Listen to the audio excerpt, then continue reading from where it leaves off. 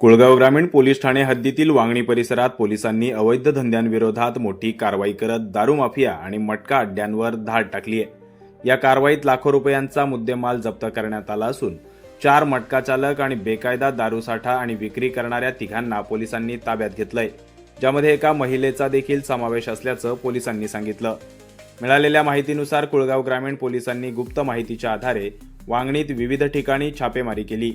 या कारवाईत वांगणी पश्चिम डोणेवाडी येथे एका घरात मोठ्या प्रमाणात बेकायदा दारूसाठा आढळून आला। याच दरम्यान आणखी एका ठिकाणी छापा टाकून तेथे देखील मोठ्या प्रमाणात बेकायदा दारूसाठा मिळून आल्याने पोलिसांनी धडक कारवाई करत आरोपींना ताब्यात घेत चौकशी केली। यावेळी देशी विदेशी बनावटीची दारू अवैधरित्या साठवून ठेवल्याचे दिसून आले, ज्यामध्ये विविध कंपन्यांची देशी विदेशी दारू तसेच गावठी दारूचा देखील समावेश आहे। ही दारू बेकायदेशीररित्या विक्री केली जात असल्याचे समोर आले। या कारवाई दरम्यान लाखोंचा मुद्देमाल पोलिसांनी जप्त केला असून बेकायदा दारूसाठा करून विक्री करणाऱ्या तिघा आरोपींना ताब्यात घेतलंय।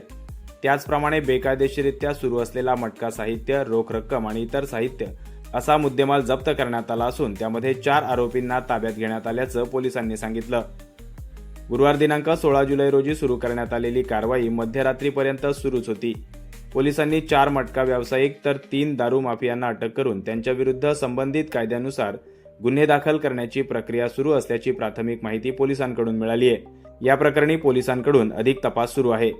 दरम्यान या कारवाईमुळे परिसरात अवैध धंदे करणाऱ्यांमध्ये खळबळ उडाली असून दारू आणि मटका माफियांचे चांगलेच धाबे दणाणलेत। कुळगाव ग्रामीण पोलीस ठाण्याचे प्रभारी अधिकारी शिवाजी ढवळे यांच्या मार्गदर्शनाखाली त्यांच्या पथकाने ही कारवाई केली असून पोलिसांच्या अवैध धंद्यांना आटोक्यात आणण्यासाठी राबवण्यात आलेल्या या धडक मोहिमेचे नागरिकांकडून देखील स्वागत केलं जातंय। अरुण बैकर, वृत्त मराठी, वांगणी।